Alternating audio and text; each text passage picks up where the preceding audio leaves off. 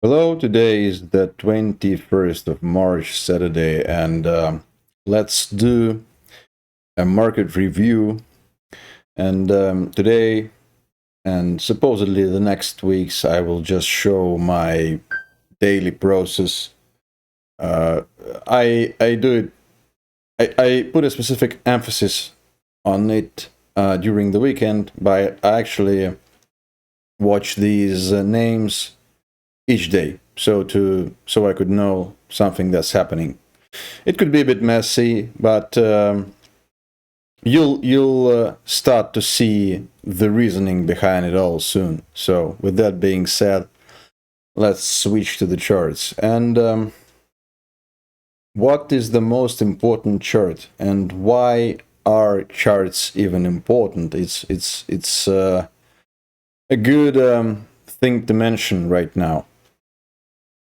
So, charts are the sole source of the truth, one of the fickle fires of something that could be called truth in this postmodern and increasingly postmodern world where meanings are and words are almost like, but not almost, but progressively getting detached from physical reality. So, uh, and in order to navigate this reality, you still have to rely on facts if you want to have some agency in your life. So that's why charts are so important.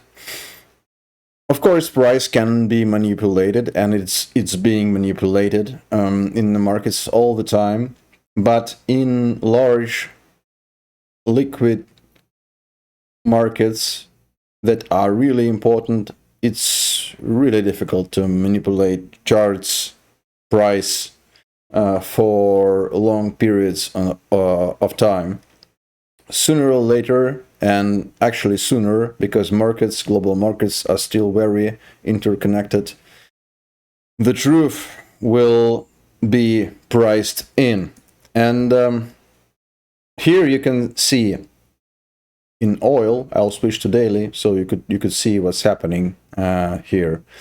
There was this long downtrend in oil, and it has very deep fundamental underpinnings to it, because oil is a doomed asset.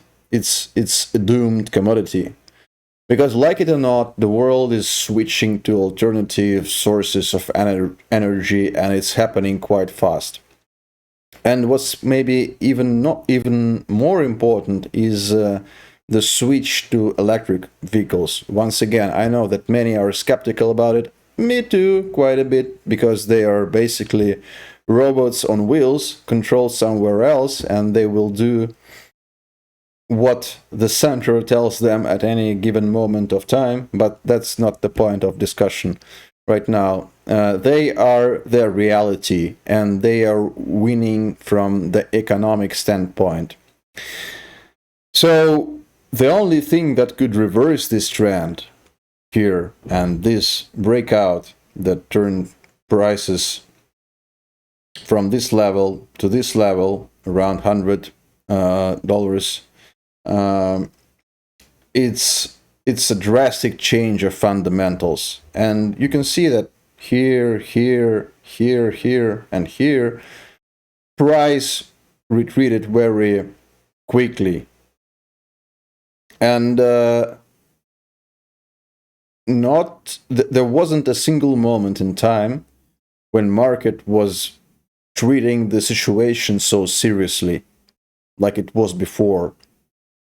Unlike it was before, like each ordeal was quickly priced out of the market, and the downtrend resumed. Oh, I see that my video is stuck already, so I'll try to repair it right now, because I don't want to restart it. Maybe I'll have to do it several times. Okay, yeah, we're back. We're so back, like they say. There wasn't a single day of my usage of OBS Studio when it worked like it's supposed to work. I don't know, maybe that's my personal thing, but yeah, different platforms, different operating systems, and it always works quite bad. And I don't have any alternatives at the moment, so maybe you could teach me something here. So anyway, I'll be repairing it as I go because I don't want to start over again. So this situation is clearly different, and what's even more important, we started hearing these new verbal interventions from Donald Trump, the president of the States. He said that they are so close to like really, totally, completely winning that the whole operation is probably coming to an end, and that is supposedly what the market is waiting for. So why didn't the price of oil immediately went downwards? There is a fundamental explanation to this, and I think it's like this. Iran, unfortunately, at this moment, is in a situation in which they really don't have much to lose because their political leadership was heavily damaged. Yes, they have decentralized their chain of command, and it's difficult, even given the fact how technologically advanced the states are in terms of their military, and how sophisticated and advanced Israeli forces are. It's still way more difficult to fight a decentralized system which is being guided by people who are driven by a mix of faith and economic incentives. Like, it's almost, you cannot uproot such a structure. It's almost impossible because of how deep these factories influence groups of people who are intertwined with each other. So the oil is still strong, and these people, they are now in a situation in which they actually hold the keys. The Iran is obviously too large and has too much ground forces for a full-scale invasion, and it's going to be very difficult to implement. As of now, I see the only option is controlling the Harg Island, therefore starving Iran with the proceeds from oil exports, and maybe in this way destroying this economic part of the incentive. Like, because faith is strong, but faith works best with money. So if you remove one, the second one becomes a bit less stable, but nevertheless very, very difficult too. So maybe when the states, and if they will go for the island, the Harg Island, maybe by starving Iran of money, they will create a situation in which there will be infighting for a shrinking resource base inside Iran, and maybe in this way they will finally win and like change the whole regime. So, but that's not the case at the moment, and even if it's going to happen, that will surely remove Iranian supply from the market, and they're sanctioned, but nevertheless they manage to get their oil to the market, and that will inevitably bring prices even higher. So, and I specifically started this review with oil because, in my opinion, it's maybe the most important. It's not maybe. It's like it's the most important factor influencing all the markets at which we're going to take a look today.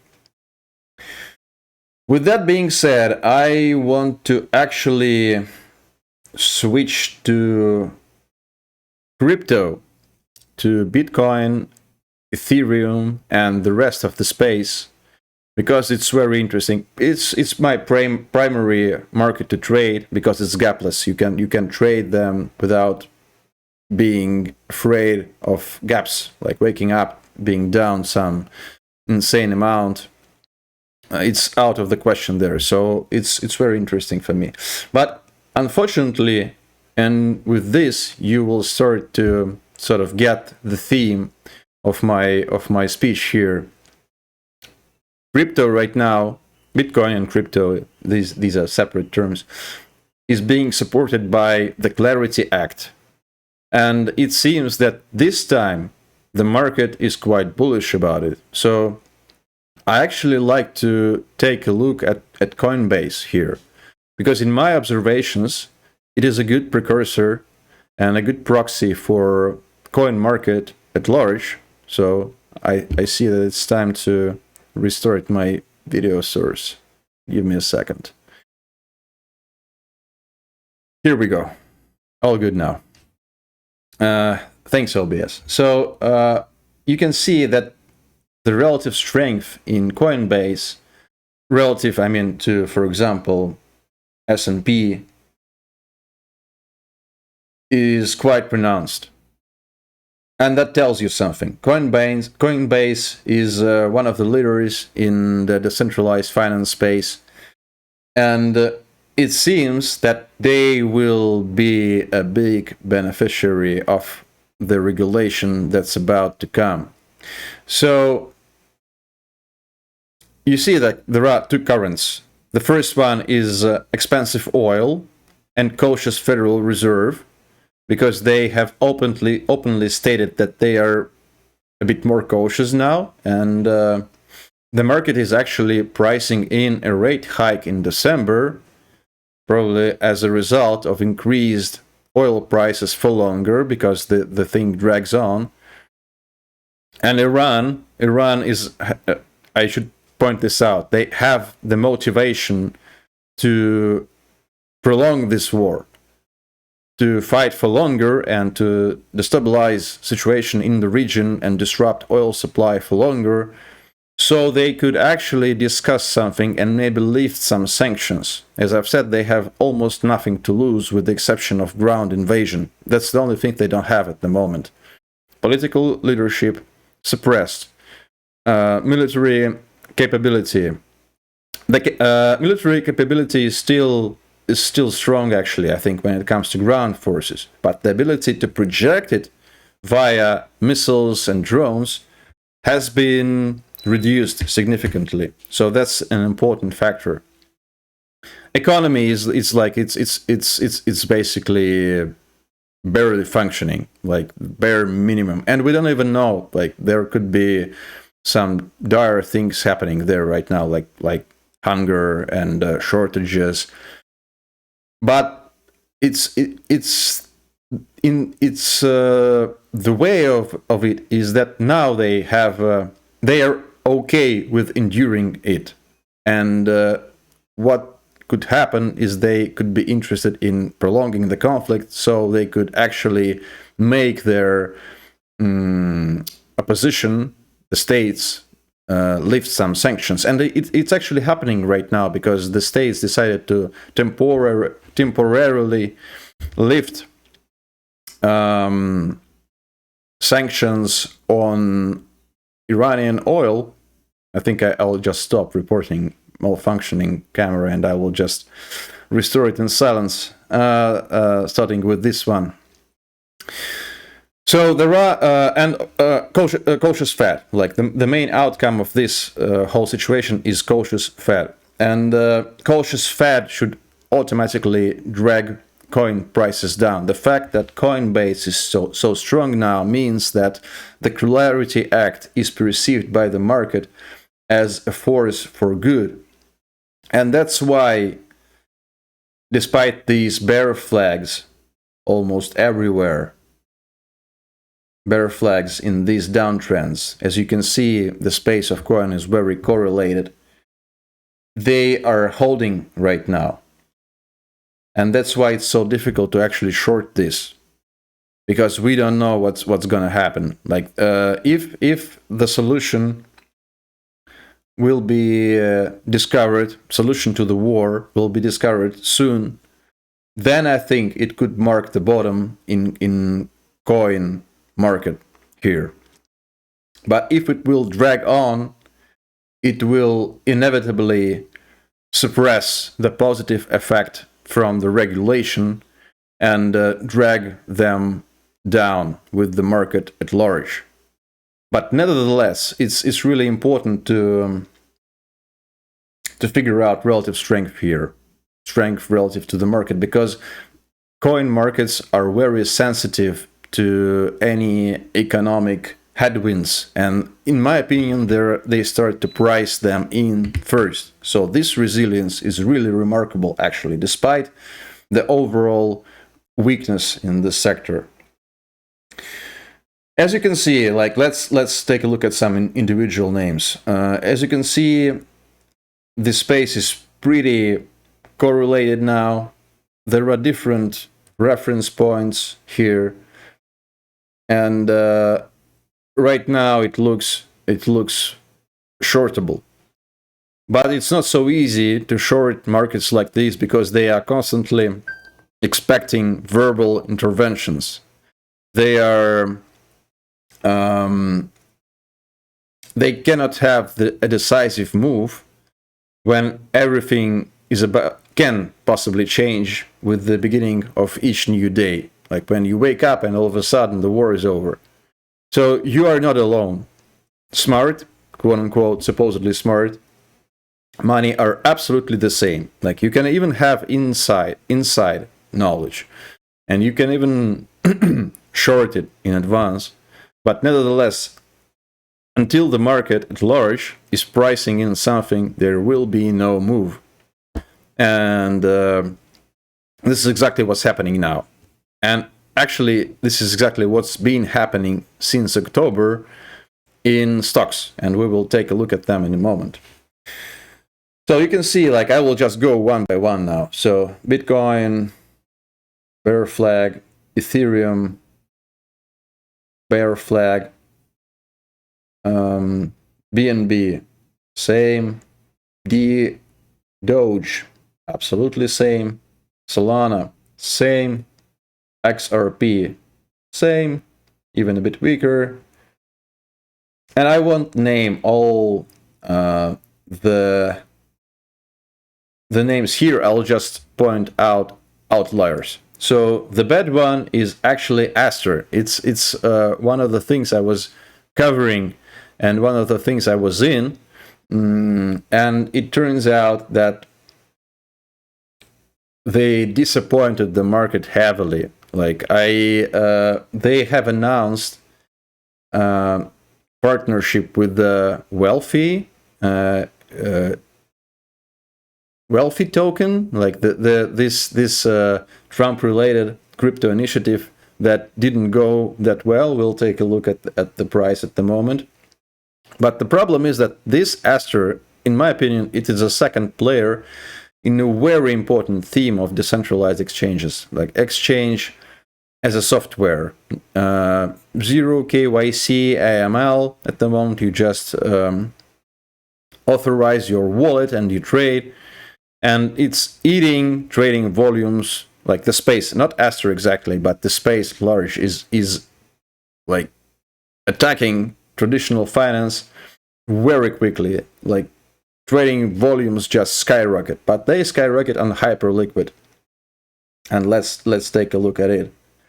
This is the only outlier in this market, actually. And this is like a classic growth stock. Just look at this. Even now, it's consolidating again, building this cap on top of this cap without a handle. And Hyperliquid is clearly a leader of the space. It's the exchange that's getting almost all, like the majority of the volume. And as a token, it seems like it had a relatively fair launch. So it's not being manipulated, and just as Aster Aster is a good case study for a manipulated market, actually. You can see how they sort of manufactured this support and they were distributing in each breakout attempt. First this short flag, then this breakout attempt, and finally this one. And here they sort of overdid themselves a bit, or maybe it just coincided with weakness in this market, general weakness in the market at large. So that's how it turned out. Not a very beautiful chart and good chart to study, because here it was, as Oliver Kell, maybe too tight for too long. But I'm not 100% sure that I'm reading this right, but in my opinion, it started getting really weird here. Like these weird bars, somebody was clearly waiting for every uptick in price to distribute into it. So Aster is disqualified from my watch list. I will still use it as an infrastructure because it's good from that standpoint, obviously, but the token itself is out of sight and out of mind. And Hyperliquid should definitely be in your scope. It will not going to be easy for them because they piss off many powerful and smart people and organizations, and expect not so favorable regulations, maybe expect hacks, maybe expect some. I wouldn't expect coordinated sales, because good stuff, good tokens, good stocks are hard to manipulate, because there is always a buyer, there is always somebody with lots of buying power waiting for somebody to sell it. So that's why the resilience, and as you can see, it was bucking the trend for quite some time now. So Hyperliquid is maybe the #1 name right now. So that's it. What else? What else is interesting here? Another theme in this market that doesn't look so good right now is privacy. I don't think that this Clarity Act is so good for the space, because this is not the kind of adoption you really want to have. Like with adoption, with institutional adoption, with large institutions being all over the token, you cannot help but face increased scrutiny and taxation and oversight and large. And on top of that, the more players there are in a tool, the more competition there is to make something of the price. So that's why there is a saying that more participants actually create less alpha. Oh, actually, I'm getting tired of. I'm sorry. I will backtrack a bit. I'm tired of fixing video all the time, so I'll just disable it. Get used to the chart. And privacy was supposed to be an answer to this. Privacy coins that conceal transactions are the most logical answer from the space. And Midnight Protocol is a solution from makers of Cardano, which is supposedly a very sophisticated chain, but it doesn't show any relative strength or stuff like that. So pretty well correlated. It had a good start, but it was suppressed later, and now this rounding formation could actually suggest a further downside, because when you invert it, it's starting to look actually pretty bullish here. This was your short sale in reverse point. So there is no relative strength there, and XMR is behaving the same, more or less, but it's still near the all-time highs, a very long-term formation here. I'll show you how it looks. This is spot. Yeah. So this consolidation has started in the year 17. So these breakouts, this is similar to gold, actually. This is so beautiful and so good. So I actually think that something could happen here. It could repair itself. It's the first quote-unquote privacy coin where you supposedly can't trace transactions. And that makes it unlistable for lots of exchanges. And that in turn reduces the number of participation in it and makes the market less efficient and therefore much more prone to making directional moves. Even this one, it was suppressed, but this was a nice move. I actually made some money here because of how beautiful was this breakout. This was the buy point, the 14th of December. This is how the good setup is supposed to behave. It was perfect, almost perfect. What else? Another interesting theme in the market. Well, it's not a theme. I don't really know what's happening in Tron and what makes it different and so popular. Maybe it's pure tokenomics buybacks, but this one is worth noting out. But the theme is, like, the new theme is Tau. And this is supposedly a decentralized AI company, you should call it, I don't know. But look at the relative strength once again. It's really strong, almost resembling Hyperliquid, which is a decentralized finance revolution. It seems that the market is taking Tau seriously, because in conditions like this, obviously you can see these sales, but it doesn't want to be decimated here. Take a look at the volume. The volume is very solid, obviously, because there is this big trading structure, many people stuck here, and they want cash out. But what do we see here? This probably the largest volume since Tau futures started trading on Binance, but there wasn't much follow through to the downside. Such volume should produce like destruction of price, but it didn't, and that means that the volume was consumed. So the price has big chances of stabilizing here, or maybe just bursting to the upside.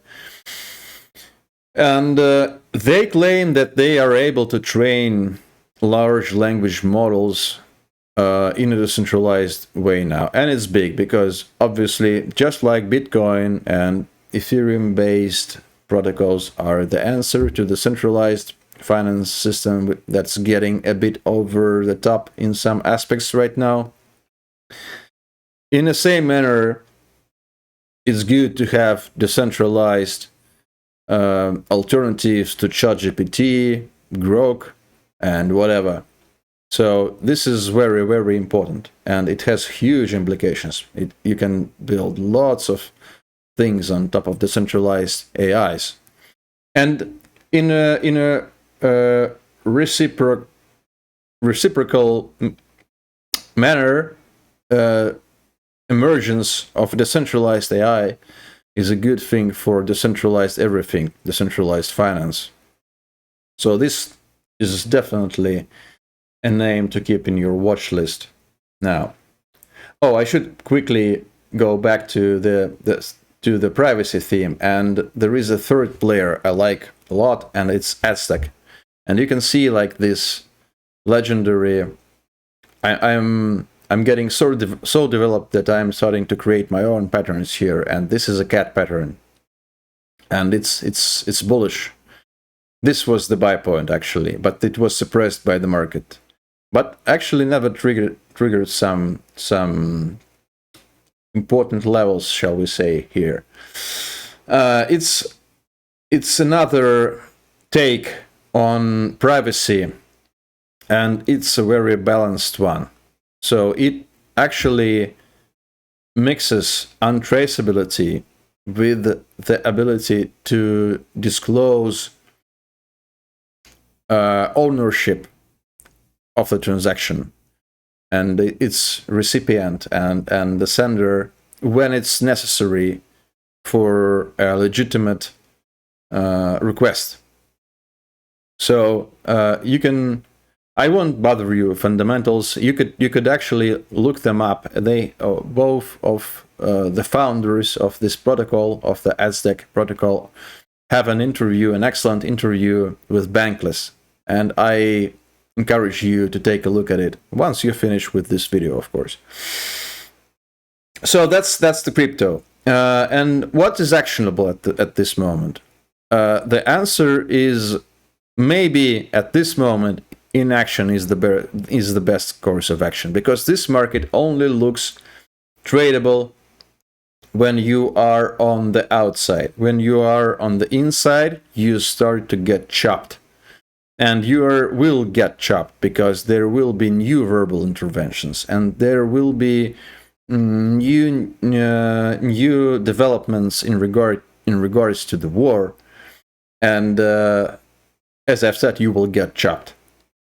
Especially what is really chop-inducing is this different currents. So on one hand, we have cautious Fed because of higher, supposedly higher oil for longer.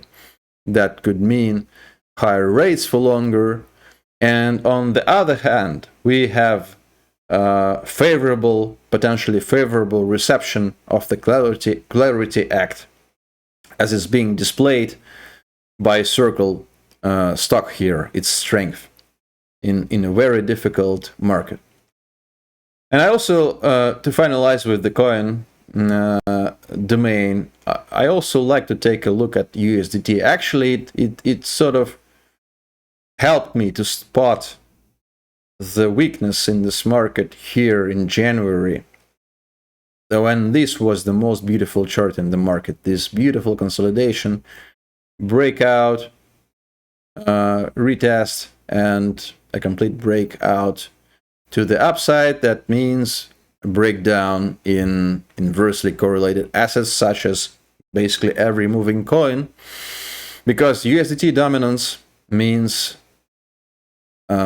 money want safety, money want to get away from volatility, and that's exactly what happened here. And here it's you can see that it's consolidating again, and maybe it's starting to look quite bullish here, but it's not as clean as it was here, because the best tradable line is a flat line. When you start to trade downtrending lines or uptrending lines for a breakout, you never know when the retracement is gonna end. And each time you buy something, let's assume it's a stock, you buy something here, and now you have to work through this supply, with this being the ultimate point.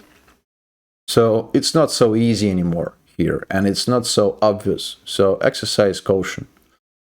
With that being said, let's go to the world of stocks. And once again, I'm jumping again. A quick backtrack to commodities before we do so. I don't have a thesis for oil. I don't understand the theme behind it. For gold, I'm sorry, for weakness in gold. The only thing I can produce right off the bat is liquidations. Like somebody is getting liquidated, and they are liquidating everything, and that's how gold. I'm sorry, why do I want to call it oil? Is getting these massive sales. But what I can explain is weakness in copper and silver.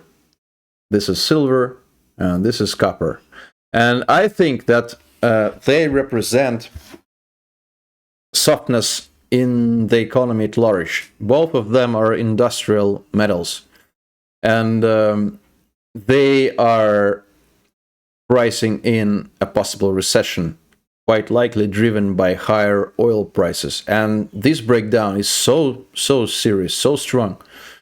And if you put it into context with this flag in oil, it's starting to look like the market is pricing probably the worst development of the situation with the worst situation here. You could just turn on your fantasy and think about what could happen here, like not necessarily in Iran, but maybe around Taiwan or Taiwan, yeah. So Iran could be not the only adversary of the states here. So this is very serious. And once again, higher oil prices, higher inflation, weaker industry, and inability of the Fed to lower the rate because of higher inflation is not a very good is drawing not a very good picture for stocks. And you can also supplement this with this breakout in 10-year yields. So that basically means it just confirms all the previous observations, which are quite bearish right now. Let's take a look at the weekly. It's not a breakout at the moment, but the move here is quite decisive. Once again, it's if you want to make it tradable, you have to have the line. And the line here will be a downtrend line, something like this maybe. Once again, you have to work through some supply here and some important psychological highs. But nevertheless, this situational strength confirms all previous statements: higher rates for longer, suppressed valuations, softer economy. And with that being said, let's take a look at stocks. This is weekly, and let's go for the daily. No, let's go with the indices first. So all I can see here is a variation. We're looking at SPY here. It's a rounding top, like a clear rounding top formation. And these are supposed to produce powerful moves in the direction of the trade. Of course, we are not there yet, and we have found support. So it's like rounding top from this perspective, from a bearish perspective, and it's a triple bottom from a bullish perspective. So the chop must go on. This is the motto of the day. And it will chop here as well. It could. It's quite likely.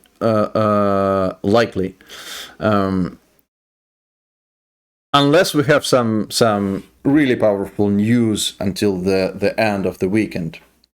So here's SPY, rounding top. Here is Nasdaq, rounding top. Here is Russell, rounding top. Or cap without handle, acting as a bottom. Like these patterns, the naming here is nominal. Like the price action, the dance of accumulation and distribution of assets is what's really happening behind these names. All of these patterns in indices are very bearish. And if you take a look at volatility VIX, you can see what? You can see rounding bottom, like inversely correlated with the indices. And as I've said in a short video yesterday, it's so obvious, it's almost too obvious, too bearish to be true here. But I will repeat it. George Soros supposedly said that the crowd is right 80% of the time. And contrarianism, it was actually Stanley Druckenmiller, whom I respect a lot, probably the most among. There are lots of great traders I respect, but Stanley Druckenmiller is probably the most respected trader for me. And he confirmed it in his recent interview that he has heard George Soros say, like, the crowd is right 80% of the time, and contrarianism is a bit overvalued. When it works, I'm citing him now, it produces a very significant intellectual satisfaction with the financial side, of course, but it shouldn't be it shouldn't be probably the default state here. That's the thought here, the idea.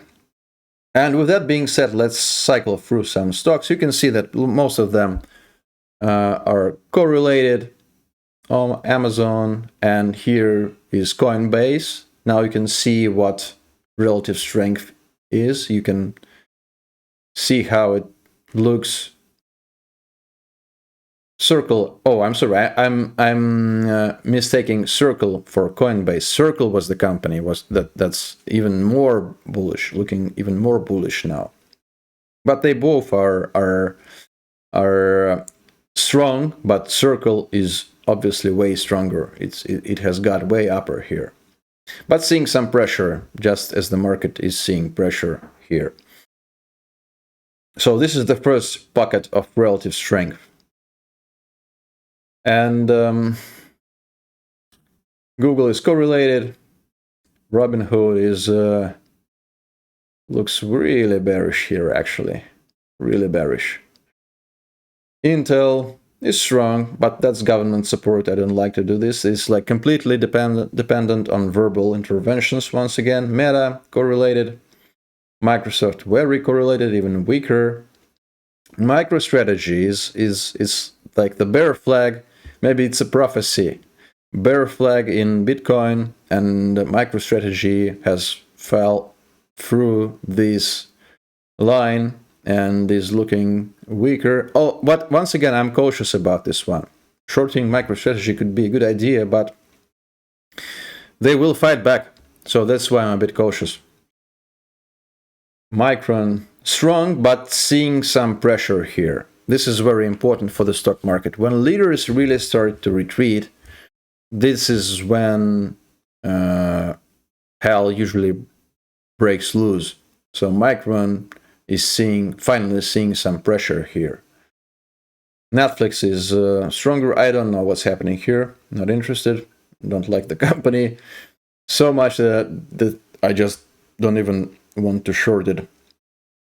And here, Nvidia, you can also see that there is this neckline, which is quite loose, and somewhere here it should trigger a sell signal, maybe something like this, a bit messy. But this is head and shoulders top here, and it could produce some move here. It's really important for the market as well. Like, obviously, it's not a leader, but it's a mission critical AI stock. Oracle is correlated, and Palantir was not so correlated, but is seeing some pressure. I think that from this chart, and it's funny, I'm actually, yesterday I made an assumption that these guys, they probably, with each passing day, with each new war with the States or in the world, they are becoming integrated with the US military, like, deeper and deeper. And yes, it's true.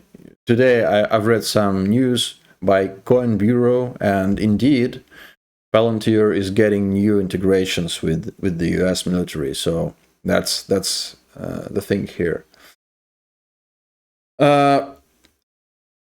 Electric cars like Rivian and Tesla, in my opinion, and especially in China, I won't remember any Chinese names in the field right now, but they are strong now. They are stronger than the rest of the space, for sure. So do your own research and add some names to your watch list.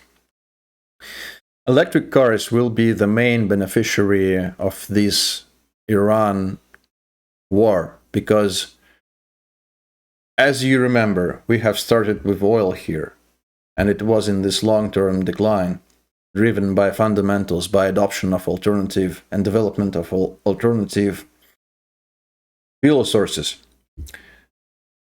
Right now, it's like the last, like the last slap on the face. Like, not only the world saw how risky it's to be dependent on oil supply, and this time it's different. Like it's in your face. It's not like somewhere out there could be an oil crisis. It's happening now, and nobody knows like the duration of it. Like how long will it happen? What events will it trigger? And once this all settles, unless this whole ordeal degrades in a full-scale world war, then we will have other priorities, obviously. If this all settles, like the number one priority of every developed nation or conglomerates of nations, such as European Union, in the world, will be get off oil fast. And electric cars, and also solar panels. What was the name? It's TAN. Don't track it actively, but as you can see, like it is ignoring this weakness, and it's way stronger. Not ignoring, okay, it's seeing some pressure too, but it's not that weak as indices are. So that's your relative strength over there. So this is an important takeaway, in my opinion. You should be ready. Like the market will bottom at some point, and the pressure will be lifted, and relative strength leaders will take off, and they will lead the next cycle. And I think that this solar theme, thermonuclear theme, nuclear theme will revive itself. Right now, it has taken some beating. I'm pretty sure what I will see in Iran. Iran actually is not that bad too. It's back in the trend. It's consolidating actually. Iran, like this micro reactor manufacturer, should be on your watch list as well. So, and finally to leaders again, like Micron and SanDisk, this second wave AI stocks are bucking the trend.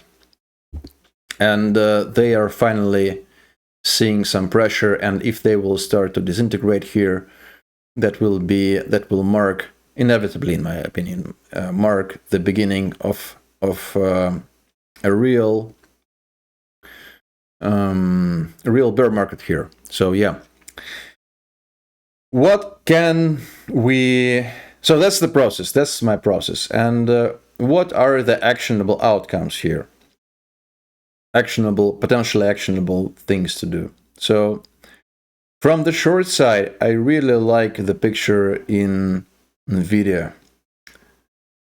It's, in my opinion, it could correct a bit. It's not going to be the most productive one, but you can expect something like this, 10%, 15% maybe, to the downside before they get into this previous support. I also think that they will drag down Coin. And Coin can give you these gapless opportunities if you want to time it really, really good. Obviously, all of this is not a financial advice. And I like setups, but as of now, everything. So that's the short side, right? The long side, as I've said, leaders are strong, and new themes such as decentralized exchanges in Coin. What else was here? I'm starting to get tired and I forget. Like, of course, this decentralized AI is the second theme, maybe privacy protocols, but they need to repair themselves. But Aztec could be the one that doesn't have to make many repairs because it still looks quite orderly. And remember the legendary cat pattern. I was the one who coined it. So this is the long side, and these will go when the pressure will be lifted.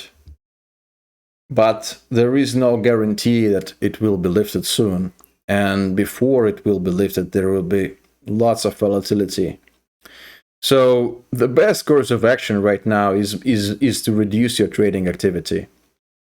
And I'll be honest here, I was up quite a bit. Like now I am down quite a bit for the year. Not very significant.